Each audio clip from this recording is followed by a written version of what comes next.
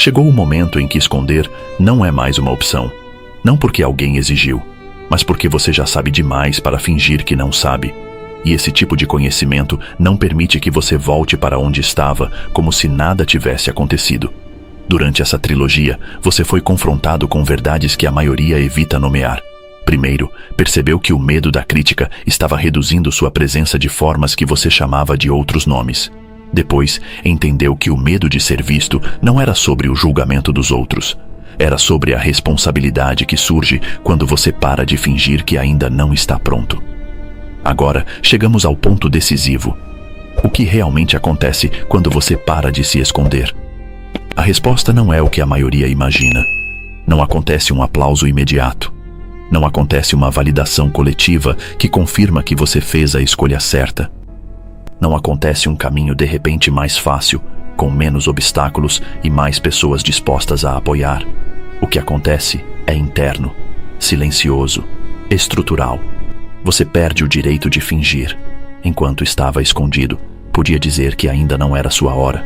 Podia alegar que precisava de mais preparo, mais tempo, mais condições favoráveis. Podia sustentar com conforto a narrativa do potencial não testado. Potencial não testado é sempre perfeito. Nunca falha, nunca decepciona, nunca precisa ser explicado. Mas quando você decide aparecer de verdade, algo muda na estrutura psicológica de uma forma que não tem retorno limpo. Você assume autoria. Napoleon Hill ensinava que a decisão separa aqueles que desejam daqueles que realizam.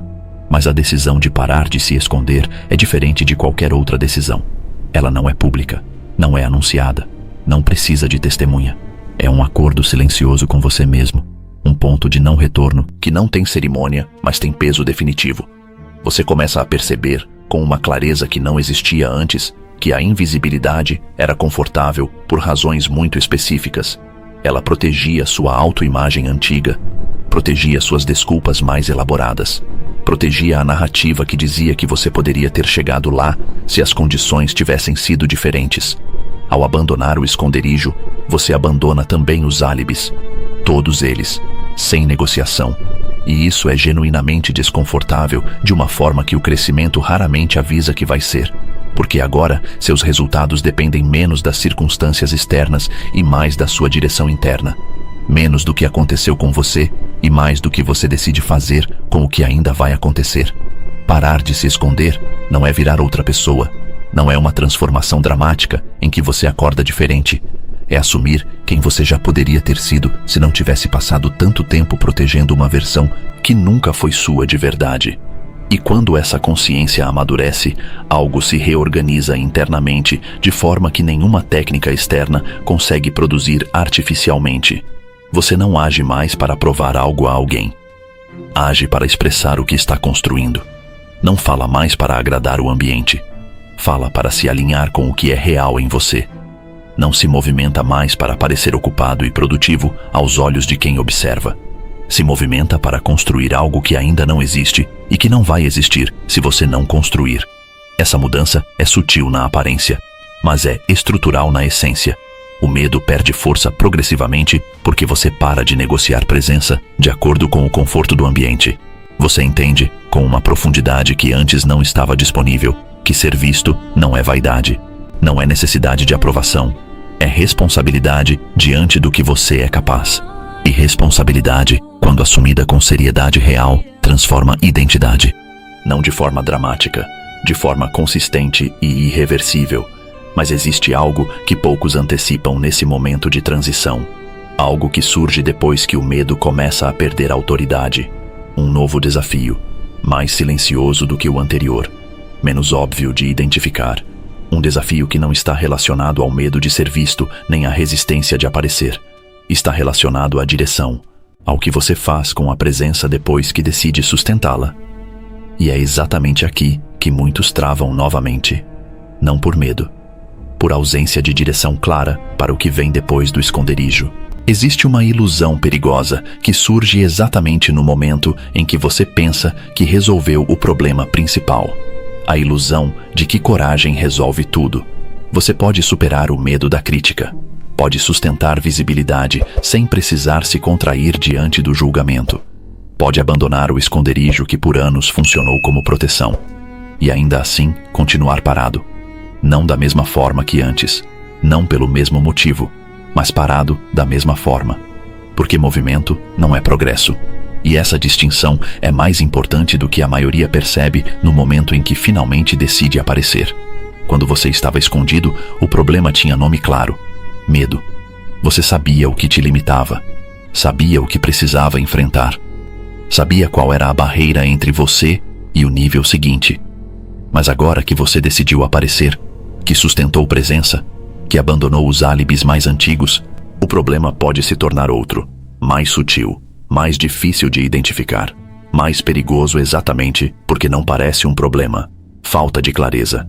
Napoleon Hill afirmava com uma precisão que poucos conseguem refutar na prática: propósito definido é o ponto de partida de toda realização que dura, não o ponto de chegada, o ponto de partida.